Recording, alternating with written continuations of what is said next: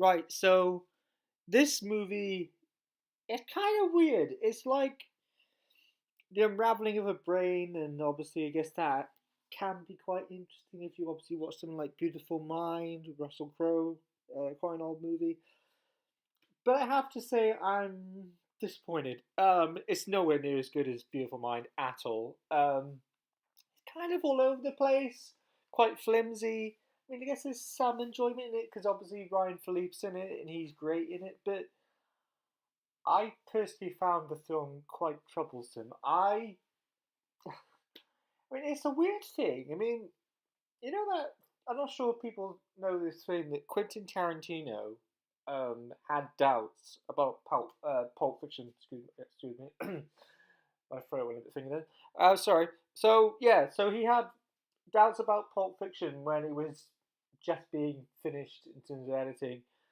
He went back on his opinion and then said, obviously, I'm really proud of it. But I feel like this film kind of shows doubt from which Pulp Fiction didn't actually have. I mean, I can understand. Obviously, you're your own worst critic when you look at your own stuff, and I've experienced that too at times, you know. But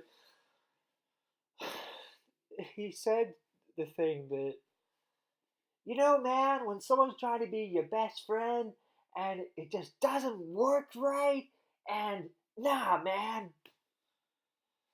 Yeah. So that, in effect, is what this movie's like. I mean, there could have been something really interesting with the sort of time travel aspect, or he thought his mind was tricking him and things and all that, but it just gets lost. And I have to say, it wasn't a great uh, viewing experience. I mean, I actually saw fast forwarded a bit at the end, and then because I felt like they were just talking jabber, jabber, jabber, and like, well, it probably doesn't mean anything because the film always changes opinions and values and bloody blahs on things. So, hey, let's just fast forward to the last minute of the film, and then there's this whole thing of, oh, did he kill his brother or did he not or did he do this thing and I mean, it just a bit at the end. It just got so convoluted, and then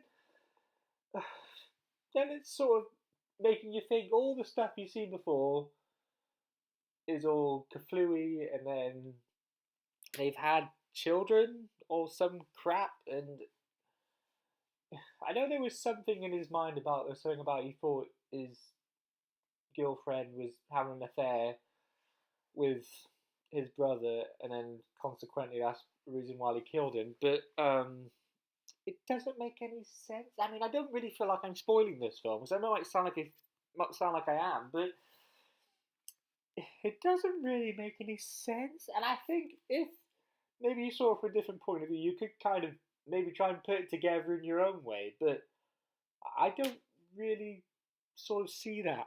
I mean, I know obviously people can see from different perspectives, but I just found this film a bit boring, if I'm honest. And and of all things, Ryan Phillippe's an amazing actor, and I think he's incredible. Got amazing range. He's just like a Leonardo DiCaprio, like a young Leonardo DiCaprio back in the late 90s, and showing he had talent, and he was powerful and convincing, and obviously he still has that now. But you don't really see a lot of Ryan Phillippe now. He's very much sort of a late sort of bloomer in terms of, well, I've been doing work for a little bit, but now I really hit a stride, and he hit a great stride um, in the 90s, late sort of 90s, and then it just sort of crumbled away. And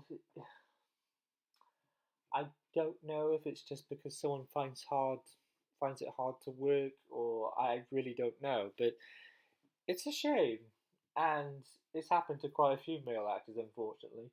But yeah, I don't know really much more to say. I mean, didn't hate the film. I mean, it's sort of got things in there that are good, but I think it's a really low six. So I'm gonna have to at least, yeah, just six.